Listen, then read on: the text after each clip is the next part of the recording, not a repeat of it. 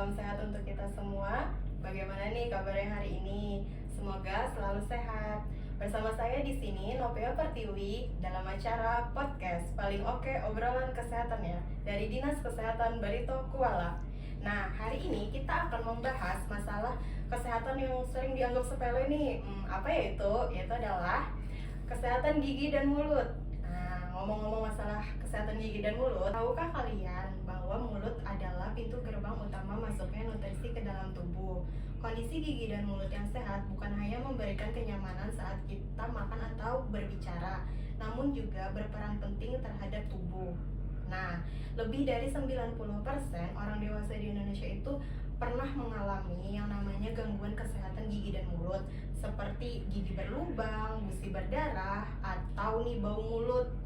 Seringkali kita itu ke dokter gigi itu apabila kita sudah mengalami sakit, sedangkan harusnya kita itu mencegah itu lebih baik daripada mengobati. Nah, sekarang sudah berhadir di samping saya Dr. Nadia dari Puskesmas Bantuil yang akan membahas terkait masalah kesehatan gigi dan mulut secara detail nih. Halo dok, bagaimana kabarnya hari ini? Alhamdulillah baik. Alhamdulillah. Nah ini dok, perkenalan sedikit nih tentang Dokter Nadia. Beliau ini adalah Dokter Nadia Nurayati Azahra sebagai dokter gigi di UPTD Puskesmas Bantuil yang bekerja pada tahun 2021, benar ya dok? Iya betul. Nah iya, lumayan lama ya dok ya, sudah iya, ya. sudah 5 tahun deh. Iya. Nah, hari ini dok kita akan membahas seputar masalah kesehatan gigi dan mulut nih. Ada beberapa pertanyaan nih dok. Nah, apakah dokter sudah siap? Siap insyaallah. Insyaallah ya. Pertanyaan yang pertama nih dok. Mengapa sih dok kesehatan gigi dan mulut itu penting? Oke, gigi dan mulut ya. Gigi dan mulut ini kan juga salah satu organ tubuh manusia ya. Jadi gigi dan mulut pun mempunyai fungsi yang sangat penting dalam tubuh manusia, di mana gigi dan mulut ini juga bisa mempengaruhi dari segi kesehatan tubuh, kemudian dari segi kualitas hidup seseorang, bahkan sampai menggambarkan atau memberikan efek terhadap kepercayaan diri seseorang, seperti itu. Jadi kalau misalnya gigi dan mulut ini tidak dianggap penting, itu nanti takutnya akan menimbulkan dampak-dampak negatif yang banyak nanti yang akan berpengaruh terhadap kesehatan tubuh kita. Jadi sangat penting ya dok ya. Iya betul. Nah untuk ada lagi nih dok pertanyaannya nih, dampak apa sih dok yang akan ditimbulkan apabila kita itu mengabaikan kesehatan gigi dan mulut kita tuh? Oke, kalau kita bicara dampak, kayaknya banyak sekali ya. Hal yang sederhana aja nih, misalnya kalau misalnya kita malas sikat gigi gitu kan, atau misalnya malas menjaga kesehatan rongga mulut, yang paling pertama itu pasti akan ada yang namanya penumpukan plak, penumpukan debris atau sisa makanan pada permukaan gigi, yang nanti dibiarkan lama-lama plak dan debris atau sisa makanan ini akan mengkristal atau mengeras istilahnya gitu ya, mengkristal menjadi karang gigi. Itu saja sudah menimbulkan dampak nih. Belum lagi misalnya dampak lain seperti yang sisa makanan tadi yang menempel di permukaan gigi mengendap lama, kemudian namanya di rongga mulut itu kan ada istilahnya flora normal rongga mulut ya. Jadi sesehat-sehatnya atau sebersih-bersihnya rongga mulut seseorang itu pasti ada yang namanya bakteri di dalam rongga mulutnya. Jadi saat ada sisa makanan yang menempel di permukaan gigi yang tidak terbersihkan, itu akan sangat menjadi favoritnya bakteri nih gitu. Jadi bakteri ini akan sumber energi dia itu, sumber makanan dia kan sisa makanan itu yang menimbulkan suasana asam pada rongga mulut sampai terjadinya nanti gigi berlubang. Nah, jadi kan bakteri makan sisa makanan itu kemudian menciptakan suasana yang asam, mengikis permukaan gigi perlahan dari yang dangkal sampai dalam-dalam sampai terjadinya gigi berlubang atau karies seperti itu. Nah, untuk ibu hamil nih dok, apakah ada pengaruhnya nih kalau misalkan giginya berlubang nih dok? Oke, kalau di ibu hamil itu memang ada hubungannya dengan rongga mulut. Baik dari segi, biasanya kan kalau ibu hamil itu kan pasti ada perubahan hormon ya dalam tubuhnya gitu kan. Nah itu sedikit banyak akan mempengaruhi terhadap rongga mulut. Demikian juga sebaliknya gitu kan, dengan rongga mulut yang kurang baik tuh juga mempengaruhi terhadap kehamilannya sendiri gitu. Jadi memang apa ya, kayak ada timbal balik gitu loh, tapi dalam hal negatif ibaratnya. Nah makanya kenapa juga kami di Puskesmas Bantuil itu selain ibu hamil itu juga mendapatkan pemeriksaan seputar kehamilannya sendiri, kan juga ada pemeriksaan darah, kemudian status gizinya juga diperiksa. Nah di Bantuil itu kami juga mewajibkan semua ibu hamil itu untuk melakukan pemeriksaan ke poli gigi kayak gitu, karena kita mau apa ya, mau menghindari gitu loh, ibaratnya apakah ibu hamilnya ada keluhan gigi atau enggak. Karena apa?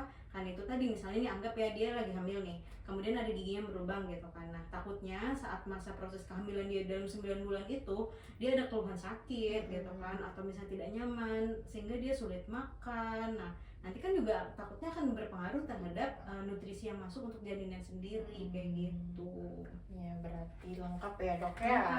Dan memang ada pengaruhnya antara rongga mulut dengan kehamilan itu.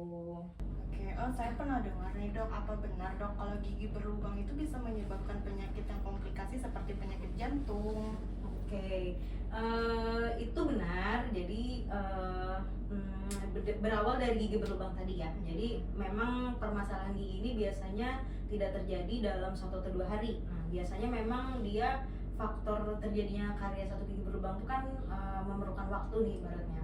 Awalnya lubang kecil tadi lama-lama didiamkan, tidak dirawat, membesar gitu kan, sampai terjadi infeksi.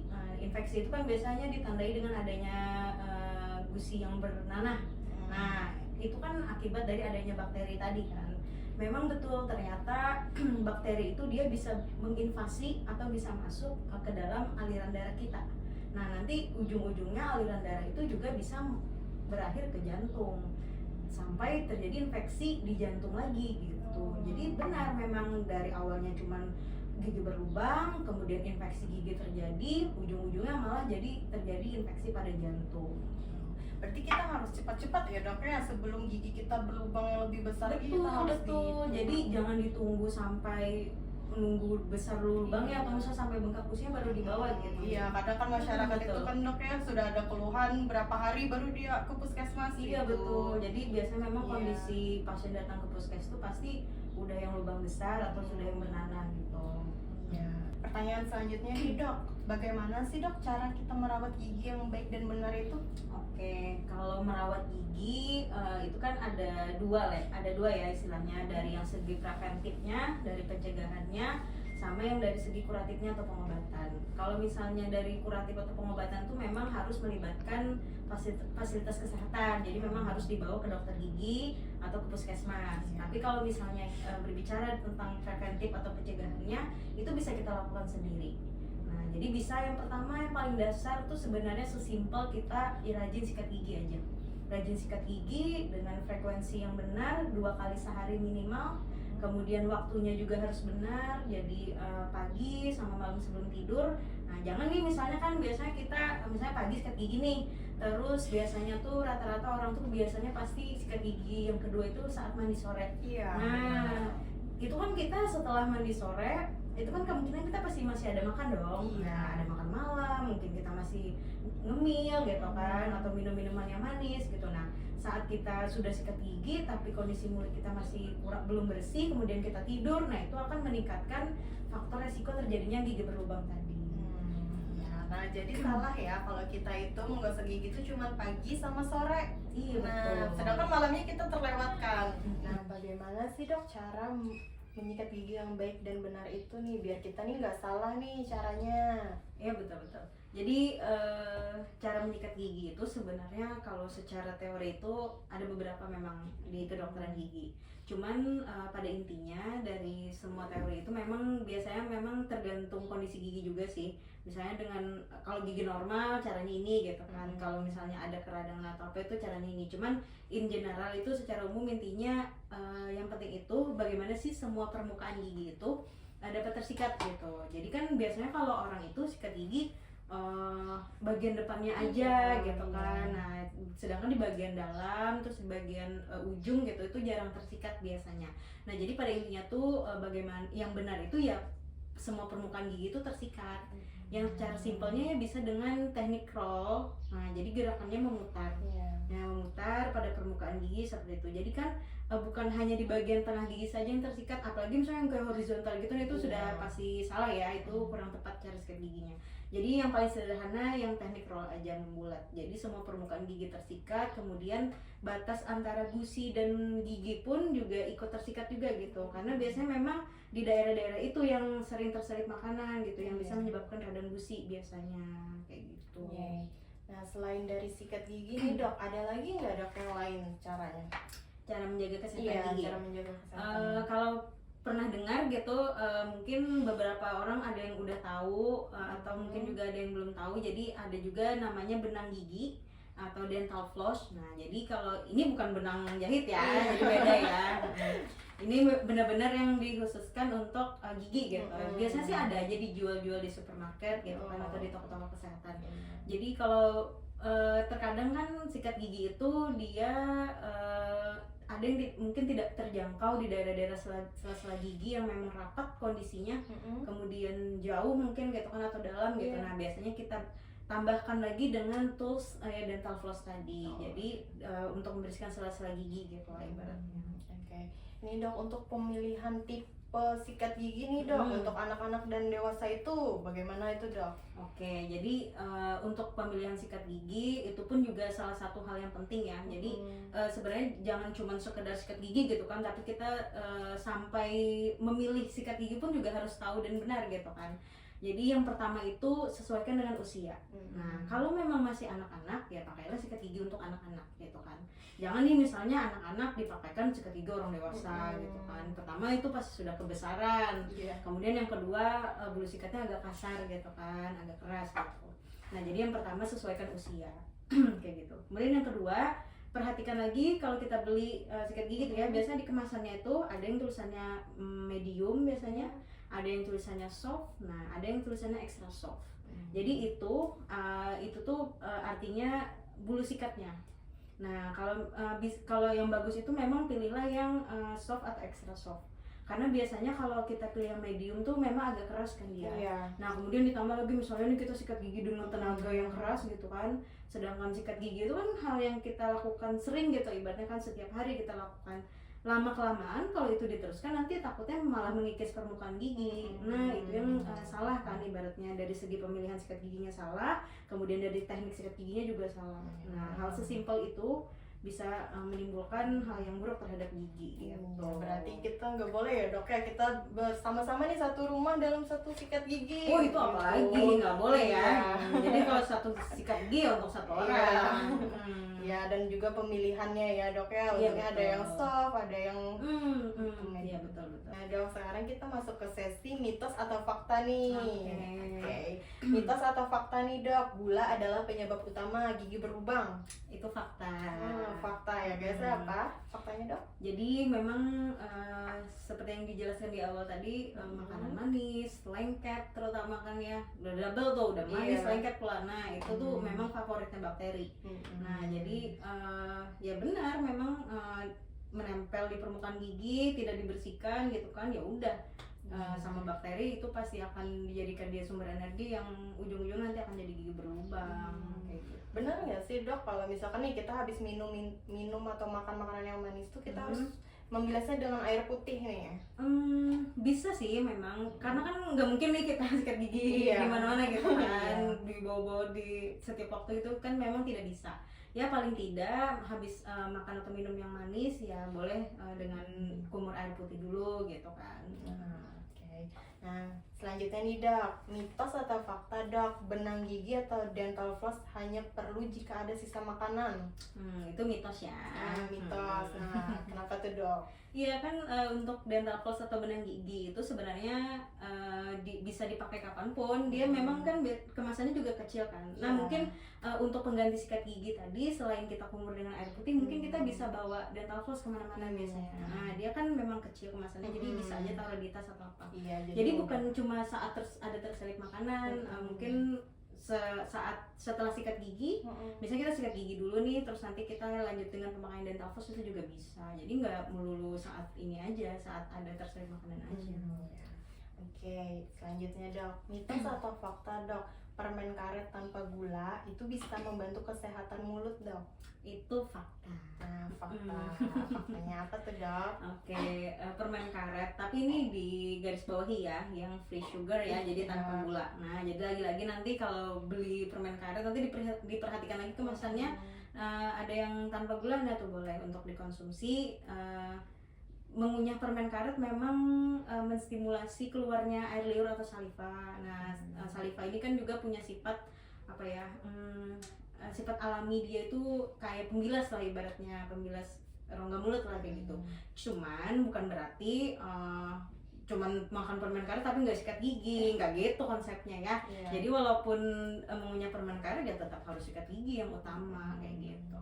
Nah, yang tanpa gula ya, ini Iya, kadang betul. nih mereka sering yang ada rasanya, ada rasa anggur, ada rasa stroberi. Nah, ini mitos atau fakta yang terakhir nih dok, Iya. kan sedang tren nih kita memutihkan gigi dok. Nah, mitos atau fakta dok, memutihkan gigi itu bisa merusak gigi?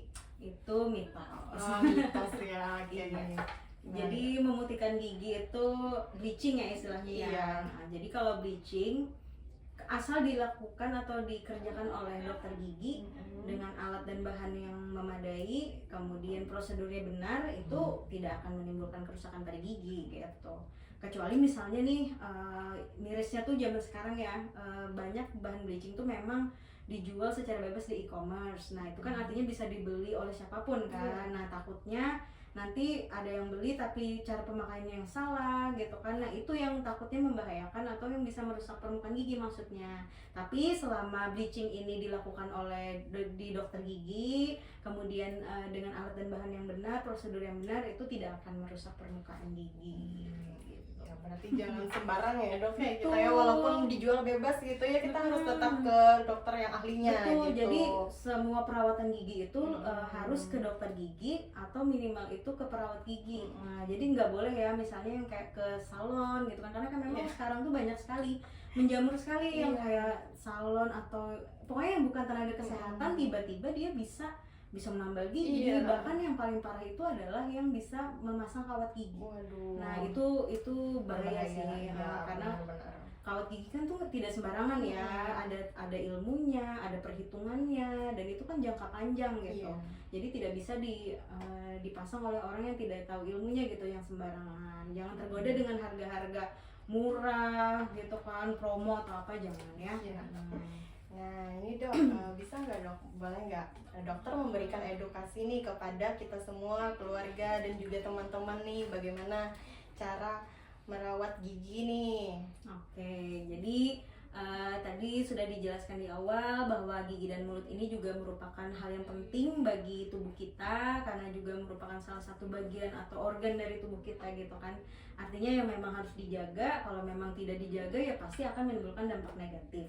Nah, sebenarnya gigi dan mulut ini simple aja sebenarnya kan, misalnya dengan rajin sikat gigi, kemudian kita rutin cek ke dokter gigi. Nah, itu sebenarnya udah cukup gitu untuk pencegahan terjadinya kerusakan gigi dan mulut. Kemudian juga tipsnya itu gigi dan mulut ini sebenarnya harus ditanamkan atau diajarkan tuh sedini mungkin. Nah, bahkan dari ibu hamil tuh. Nah, biasanya ibu hamil tuh udah kita kasih informasi, kita edukasi gitu kan, supaya nanti saat dia punya anak, kan gigi sulung tuh kan tumbuh itu di usia bayi ya, 6 bulan gitu kan. Nah, itu kan udah ada gigi tuh. Nah, makanya di start dari usia itu tuh si ibu ini udah siap gitu memberikan pencegahan untuk kerusakan gigi pada anaknya. Jadi memang harus ditanamkan sedini mungkin supaya dia sampai dewasa itu terbiasa gitu. Ya, berarti sebelum jadi ibu pun kita juga harus ini dulu ya dok. Apalagi calon-calon ibu-ibu di luar nih gitu kan, jadi harus banyak belajar dan seputar gigi dan mulut. Iya. Dengar nih dok, ada inovasi nih dari Puskesmas Bantuil nih. Betul. Jadi boleh tahu nggak dok apa nih? Boleh dong. Jadi di Puskesmas Bantuil itu kami ada istilahnya tuh Kogiwa. Jadi Kogiwa itu konsultasi gigi melalui WA. Melalui WA. Iya. Ini nomornya nih ada di sini. Di mana Nomornya dok? nanti tercantum di IG Instagram Puskesmas Bantuil ya, ada. Ya, ini yang mau tahu nih ya, nanti lihat aja di Instagramnya Puskesmas Bantuin. Siapa aja boleh konsultasi. Jadi memang kami memberikan fasilitas apa ya untuk masyarakat gitu kan. Mungkin ada yang kondisi rumahnya jauh dari puskes gitu kan, tapi pengen tahu atau pengen bertanya masalah seputar gigi dan mulut, nah itu bisa melalui WA. Iya, nah, jangan sungkan ya untuk bertanya-tanya. Sudah tidak terasa ya dok ya, kita sudah di penghujung acara podcast pada hari ini. Wah, banyak sekali nih informasi seputar terkait kesehatan gigi dan mulut, bagaimana pentingnya menjaga kesehatan gigi dan mulut kita. Nah, terima kasih sudah mendengarkan podcast hari ini. Semoga podcast hari ini bermanfaat untuk kita semua. Saya Nopia Pertiwi dan Dr. Nadia pamit undur diri. Wassalamualaikum warahmatullahi wabarakatuh.